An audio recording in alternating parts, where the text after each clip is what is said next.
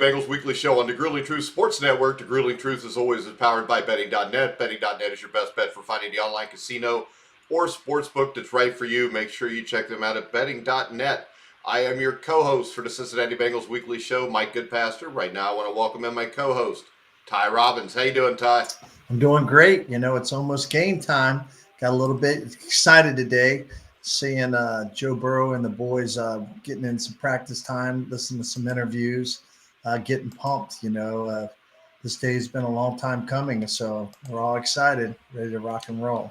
And, of course, Joe cannot be with us tonight because he's currently flying to L.A. to be at the Super Bowl. You know, we're the guys here that don't get Super Bowl tickets, but, of course, Joe does. So, Joe will be having fun out there, and you can follow him on Facebook and probably see all the fun he has as it goes on. Joe's a great guy, but we figured, we'd have to have another Bengals linebacker on tonight. So we figured, why not have the greatest Bengals linebacker in the history of the Cincinnati Bengals, Reggie Williams. How you doing, Reggie? Mike, I'm doing good. How you doing, Ty? Hey, I am so excited for the Cincinnati Bengal organization, the Brown family, and especially all those great, hungry fans in Cincinnati and the Bengal Nation as it's growing this weekend. Yeah, Reggie, I never thought I would see this again in my lifetime. And as I tell people, I was planning on living like till 100. Well, I've definitely been waiting for this weekend for decades. You know, when we played in Super Bowl 23, we felt that we were on the brink of bringing home another championship to Cincinnati. The only reason I came back for the following year was because I didn't want to go out as a loser. So for 31 years, it has been too long. And for most of those years, if not 30 years of that, I've lived here in Florida, where I've seen the Tampa Bay Buccaneers win 2 Super Bowls, and their franchise didn't even exist except for my rookie year in 1976. So it's overdue for this great team to finish the job. Yeah, and I think the big thing to me is the connection between this team and the city. It was the same thing you guys had in 1981 and 1988. And it might even be on steroids this time around just because of the job that, the Blackburns have done with upping the social media for the Cincinnati Bengals. I think it's through the roof. It might even be, it's up there with 1988 in my book. No, I think it's definitely up there. I mean, the first year, we had this fantastic response from the fans in the very first year. And that's when you really saw this pent-up demand for football when we went to the 1981 Super Bowl in Pontiac. And obviously, the disappointment in the fans, you couldn't see it because they were so enthusiastic even after we came back from the airport and it was still cold. Remember?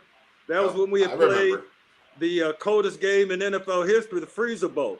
And those fans were out there in the cold, waving at the bus as the bus passed all the way from 275 up 75 North until we got to Fountain Square.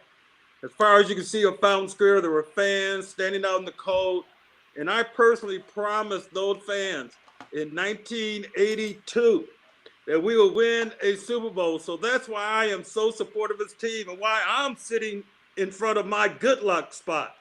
I would love to go to the game. I'd love having that good time, but I'd rather them win. And I remember my older brother came up to me after we lost Super Bowl 23. And he said, every single game I've come to, we've lost. And I thought about it and said, wow, I hadn't thought about that. But if I knew that, I probably would have told them to watch the game at home. So I think the players, if they're superstitious, they know that, this is one of the things that allow you to really invest all of your heart and soul in the game and feel like, your superstitions are valid. Do you have superstitions, Ty? It's funny you mentioned that. Somebody sent me a TikTok today, and the players were going to practice, and there was a pole in the middle of like the street they were walking, and one of the players stopped them and made them go all the way around so they wouldn't split the pole. So yeah, that was Jamar Chase. Yeah, I saw that. I read that.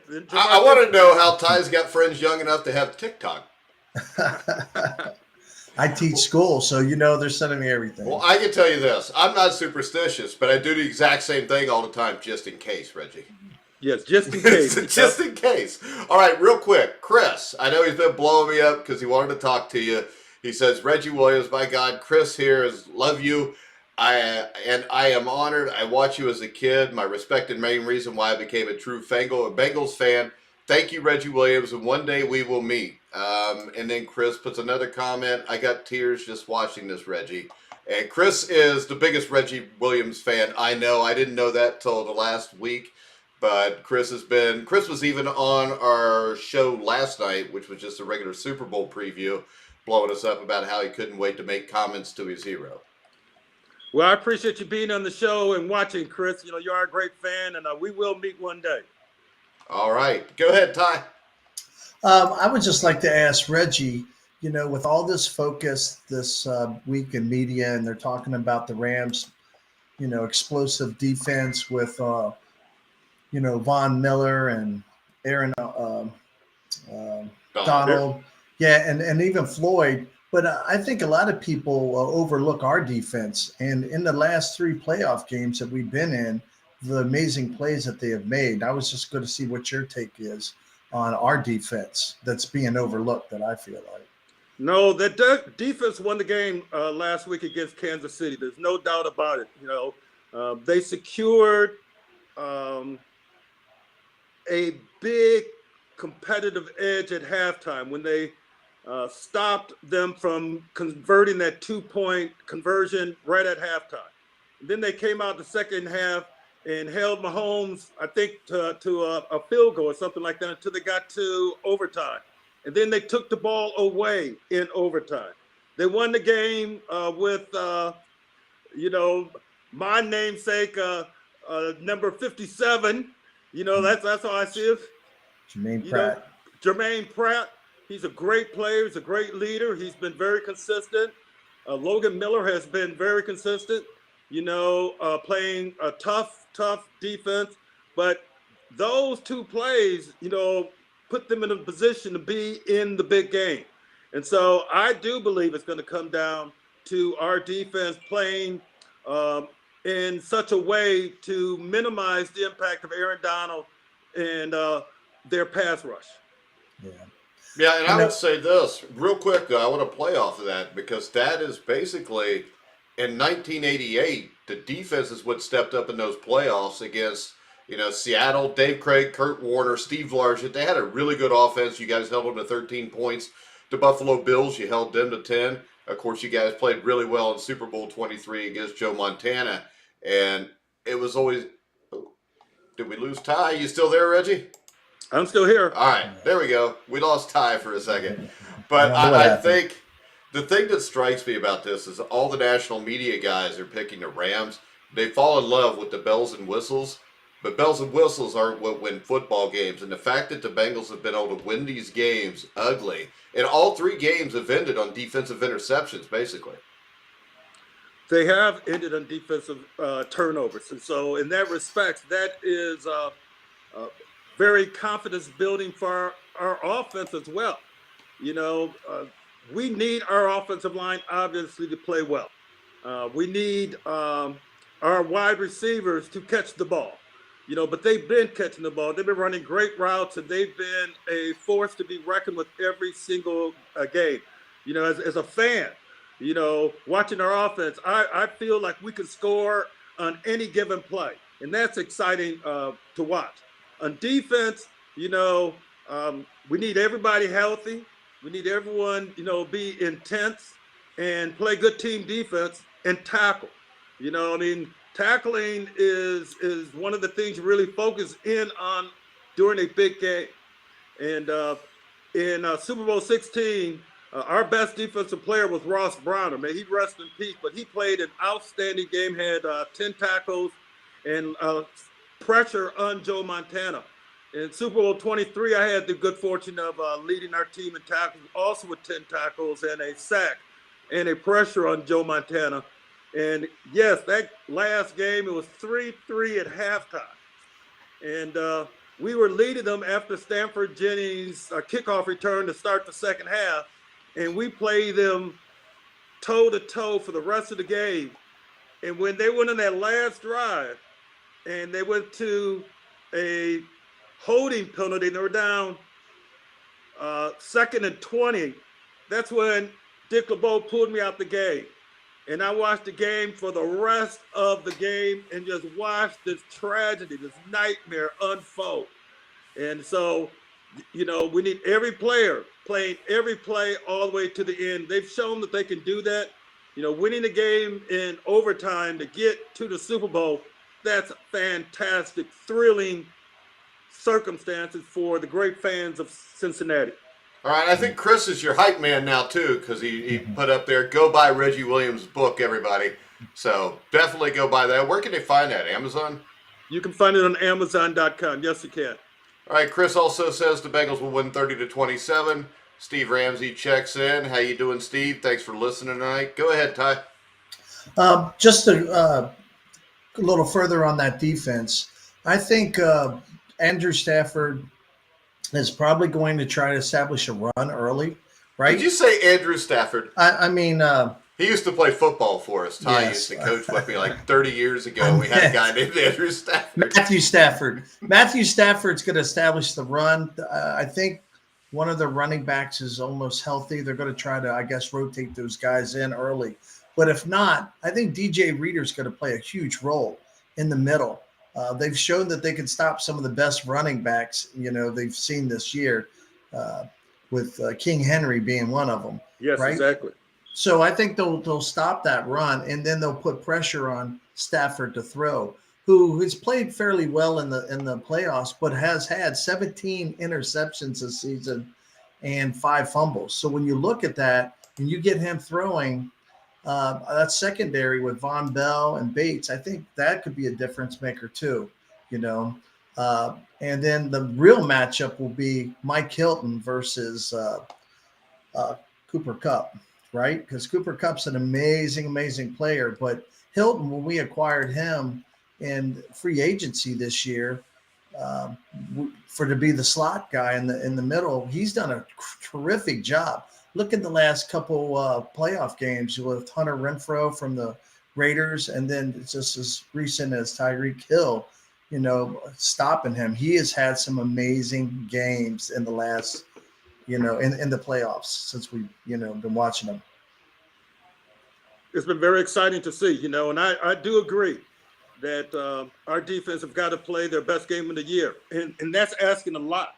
But that's what a Super Bowl scenario is. I mean, our defense played the best game of the 1988 season in that 1988 Super Bowl. By far the best team game, especially given the fact that Tim Crumry was injured early in the first quarter. And David Grant came in for him as a backup and played up to Tim's capabilities. So certainly, we need the defensive line to definitely shut down the run. Now, we need to establish our run game as well.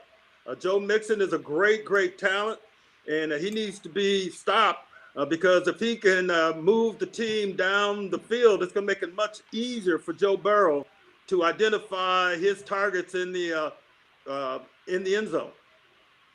Yeah, and my question is this. You played for like 2 entirely different coaches to get to the Super Bowl. You played for Forrest Gregg, you played for Sam Weish, and both great guys. But what was the difference leading up to week 2 to Super Bowl or right before the Super Bowl with Sam as opposed to Forrest? And, you know, it's kind of like fate created a situation where both coaches, when the time came, were at their best.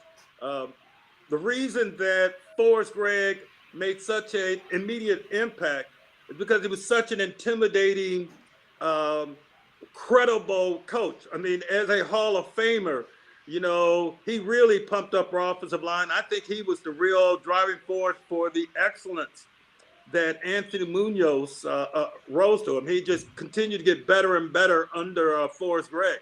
But the fact that in order to get into that Super Bowl, we did play in the coldest game in NFL history. with the next coldest game, or some who will say with the actual cold temperature, the Green Bay Packers, which Forrest Gregg played it, was something that he had credibility. And so when he was telling us, that we would survive that cold, he was the right coach to be our leader for that game. And that's why we won. And, obviously in Super Bowl 16, unfortunately, that was our offense's, worst performance of the season. Going down at halftime, 20-0 was not a happy locker room at halftime. But, we came storming out.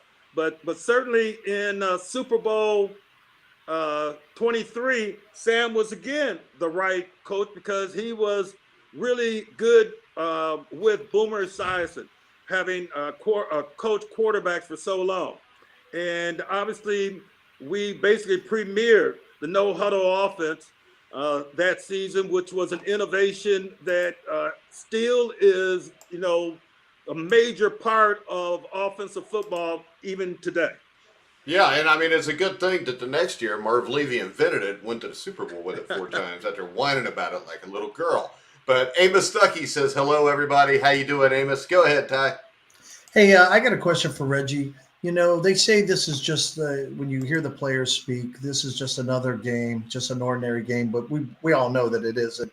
And what do you do to control your nerves before you go out on the biggest stage, knowing that you're the only game and millions of people are watching? How do you control your emotions like that so you don't get all worn out in the warm-ups and the hype of it all, Reggie? Well, unfortunately, I wish I had the answer because the night before Super Bowl 23, Stanley Wilson surprised everyone after being tested 3 times a week all year long. And his last drug test was that Saturday afternoon in the locker room. And by the time we had our last dinner the night before the big game, that's when he relapsed and started doing drugs. So there's no way that any of the players could have been prepared for that. No one would have been prepared to see Sam Weiss come to the final team meeting crying, saying that Stanley would not be with us for tomorrow's game. My roommate was James Brooks, and he was very, very fretful all night. He kept saying, we're going to lose. My best blocking back is gone. Well, that's why my implorement is to be prepared for the unpreparable. Be prepared for worst case scenario. Be prepared to be down 20-0 at halftime. Be prepared to be stopped on the 1-yard line with your offense and Big Pete Johnson unable to get through. Because you got to prepare for the unpreparable so that you can overcome it. Reggie, a quarterback bootleg by Kenny Anderson, he walks in the end zone. You're absolutely right. Even Kenny would have been able to do that. They were so bunched up in the middle. Or any running back that would have gone over the top. Would have been, but I don't think we had a running back that went over the top that year. Maybe Charles. I think Charles might have a couple times. I think he did against Buffalo, maybe. But I'm not sure. That was Charles's best game, too, was that game against the Bills. And I think that the game against the Bills, I think that Bills team was better than that Chargers team. It was a great team. Jim Kelly was a great quarterback, and they went. I'm talking in 81. I'm talking in 81. It was the running back, Joe Cribbs. Yeah, Joe Cribbs. But Joe DeLamielleure, they had some great players. But I digress. I'm always wanting to go back to the 70s and the 80s. Ty, get us back to reality. My other question for Reggie is, this is a very young team. Like a lot of the players are under 25. A lot of the superstars, with Burrow and Chase and Higgins and, Mixon's just 26. And there are a few, I guess the kicking staff maybe. But how do you go into the Super Bowl and not have a lot of experienced players? I think Allen he went to the Super Bowl with the Falcons. But, going in, how does that affect this game, do you think? Well, they've proven all season, that they can endure the big moment, that they can play well under the big lights. And the fact that they have a winning record on the road, it's something that is really amazing. I mean, when we went to Super Bowl 23, we were undefeated at home, but we were only 50-50 on the road. And so I think that there's an advantage for this team to treat this like another road game. It is another road game, and they're playing another team at their home stadium. All that is true. And so, they just have to maintain the same kind of discipline and, whatever they've done all year to overcome adversity. And a lot of it has, they play much better at halftime. So as long as they're in, 11 points or less than 2 touchdowns at halftime, I'm going to be believing that they're going to come storming back in the second half. Well, and I think with that young team, you always hear people say they don't know what they don't know yet. But I think that if they were to get off to a quick start, the pressure here is going to be on the Rams. Because yes, it will be. These two teams were both developed entirely different ways. One was developed through the draft. The other one with buy-in players, almost like a Major League Baseball team or the NBA. Matt Stafford is getting up there in years. And, I think all the pressure is going to be on them. Everybody keeps telling me, well, the Bengals will win it in the second half. I think this is a game where the Bengals can actually pull away in the second half because I think when they come out in the first half here, I think there's going to be a lot more pressure on the Rams than there are the Bengals. And Super Bowl 16, for some reason, it seemed like the Bengals were the ones that played with that pressure. I remember the opening kickoff. Jim Breach kicked the ball out of bounds. You kick it off to Amos Lawrence, he fumbles, the Bengals get the ball, then we throw the interception, and everything kind of just went out of control after that. You had the 2 squib kicks that we drop in the last minute to turn into 6 points. So I think that youth could be a good thing here. Yeah, you don't know what you don't know is an accurate description at this time, and they believe. They're cockier than any of the teams I played up. We were not a cigar smoking team, after big victories in the locker room. But this team is. And, I hope they have one more stogie in them this season because that's something to celebrate. The other thing that people aren't taking account for is, the Rams home. This is their home field advantage. But I don't think they're going to take into account how many Bengal fans are going to travel, because I was there at the Raiders game, I was there in Nashville, and I thought, wow, there were so many Bengals fans. You could hear the hoo-days in the stands, and then I was there at Kansas City, and there were a lot of Bengal fans that traveled. So when you have Matthew Stafford, wife, begging, hey, asking in the regular season, please, Rams fans, don't sell your tickets.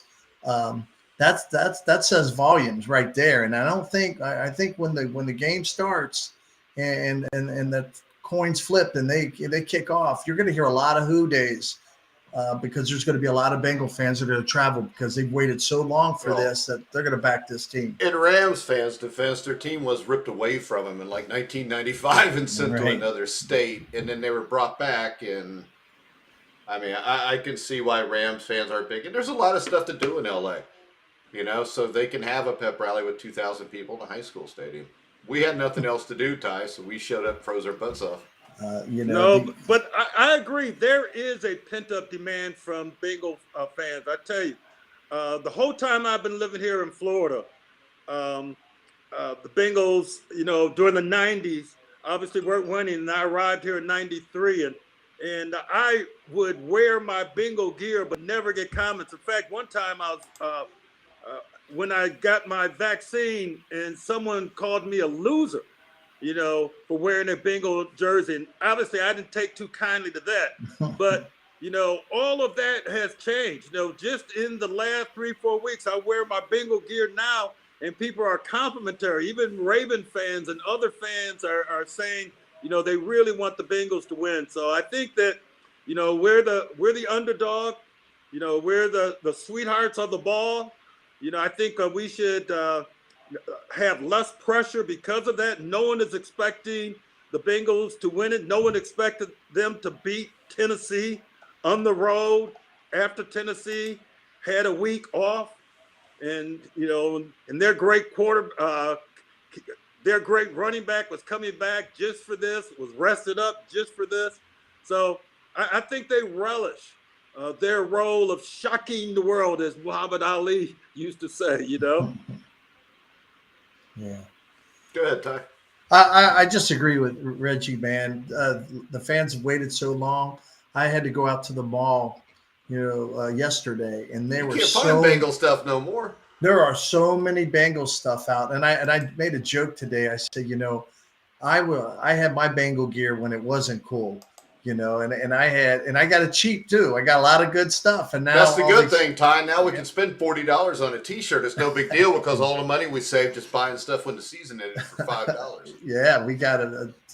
But it's good to see all these new fans, and when we were talking yesterday or the other day when we went down to the pep rally on how many new fans were there and to fill up the stadium to support this team on a Monday night. I mean, that says volumes right there. And, when I was talking to Mike about it, he said that there were people from out of state that came. Yeah, I met a guy from Tennessee and a guy from Kansas, actually, that had driven all the way for a 1-hour pep rally. And like I said, I haven't had anybody call my team the Bungles in like over 2 months now.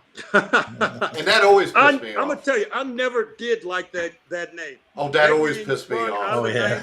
But you just kind of smile and take it because they're 2-12. What are you going to say? Yeah, you just have to take it. Yeah, but that I really did find that name a little bit offensive, and and because people would believe it. But they don't believe that now. No, and Chris made another comment. I wear my Bengals gear 24/7, but when I'm at work, I put my Bengals car flag on. So, all right. So I do, before we wrap this up, I do want to bring up a few things. And one of them is just the way this Bengals organization has changed. And by the way, I mean that is I gave up my season tickets after 2013 or 14 because, for lack of a better term, I was tired of the crap. I still watched every game. I still cared, but I wasn't going to pay money for it anymore because you went into the stadium and there was nothing honoring guys like you, Kenny Anderson, anybody. But I did notice my first time back to that stadium in 4 or 5 years, when I walk in, there's a big poster of Pat McInally, a big poster of Lamar Parrish, and that is something that should have been done a long time ago, Reggie, but better late than never. No, better late than never. I think we have Elizabeth Blackburn to thank for that. She's been the driving force behind all the social media. She's the one that helped launch the Ring of Honor.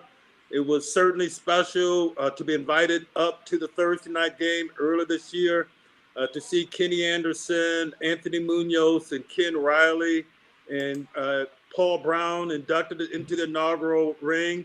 It really was something that I think spoke to the current players. If you play well, you can be recognized for all time.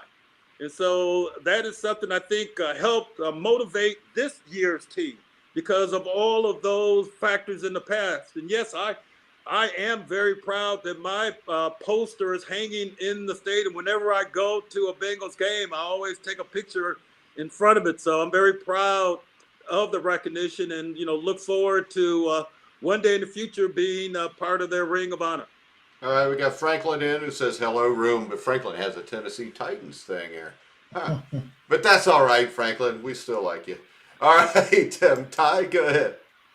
I was just going to say, that was a big thing. And I think the fans were wanting that for a long time, to be able to go in to, like they go into other stadiums and see this Ring of Honor and all the great players that have played and sacrificed out on that field. And they had a history, but it just wasn't being shown, right? It just wasn't being, posters on the stadium walls. And it's about time that happened. And I agree, with Elizabeth Blackburn coming in and starting the Ruler of the Jungle and, these different things to get fans up and cheering. I think they did the Canopy Crazies. They gave out shirts to the 300 section just to get people fired up and want to come in and support this team. And now is going to be the time, because with Joe Burrow on a rookie, contract, and all these young guys on rookie contracts and a huge cap, they'll be able to get some really good free agent signings, because they're going to want to come and play. Gronk just said in an interview the other day that, hey, I would play. Give it up, Ty. We got a Super Bowl. Don't worry about that stuff. I'm just saying, Reggie, that they're going to come in and this thing's going to take off, and people like you that I watched you play, and I was always amazed just how hard you hit people, that came up the middle. Like, you can come up the middle, but you're going to pay, right? And I've always, admired you from not just football, from everything else that you've done, and was such a great role model for young, people coming up. Yeah, because even if you guys would have won one of those Super Bowls, Reggie, that NFL Man of the Year patch you got from 1986 is bigger than winning 2 Super Bowls, I think. I appreciate that sentiment. I definitely felt very proud to be a recipient of the Walter Payton NFL Man of the Year. I also was very honored to be a Sports Illustrated Sportsman of the Year. And I'm still the only person that's played in a Super Bowl or in the NFL who was also a city councilman while they played. And that was all due to the great fans of Cincinnati. They trusted my leadership both on and off the field. And that's why they deserve to have the Lombardi Trophy residing in Cincinnati. And so I appreciate you both having me on your show. It's an honor to continue to represent this young franchise. I wish it very much for Mike Brown that he will bring home a Super Bowl ring for all the fans to enjoy for all time. All right, Reggie, great to have you on. Why don't you tell everybody about your book and where you can find it? Yeah, the book is called Resilient by Nature. It's written in collaboration with Jared Bell. The forward is written by Seattle Seahawks quarterback Russell Wilson. Russell Wilson's father, Harry B. Wilson, was one of my best friends, if not my best friend, at Dartmouth College. We were classmates and teammates together. And, it's available on Amazon. I also have a Reggie Williams website that you can find, where you can also find the book. So I appreciate the opportunity, and I'm sure you will find it a good read. Yeah, and Chris, thanks for making all the comments. Steve Ramsey says he's only 36, but he wished he could have been there to watch the 88-89 season. All right, guys, we're going to go ahead and wrap it up. I don't know if we'll do any more shows before next week, Ty, when we will come back and do a Super Bowl championship edition of this show. There we go. That's the confidence we all have to have. I'm looking see, then we got to, Reggie, you got to come back for that one with Joe, because Joe wanted to be on here with you. So yeah, I want to be on with Joe. So that's the right game. Bring me back when Joe's there and we're both celebrating a Bengal victory. Joe's always here, except he gets to go to LA, unlike the rest of us. But all right, guys, we're going to go ahead. We're going to wrap it up. Remember, you can follow us at Grueling Truth. You can hear us on iHeartRadio. Where else could you hear us there, Ty? Spreaker, Stitcher, Spotify. Basically, every place where you find sports podcast, you'll find the Grueling Truth. So for now, for Reggie Williams, Ty Robbins, I'm Mike Goodpaster. You've been watching and listening to the Grueling Truth, where the legends speak.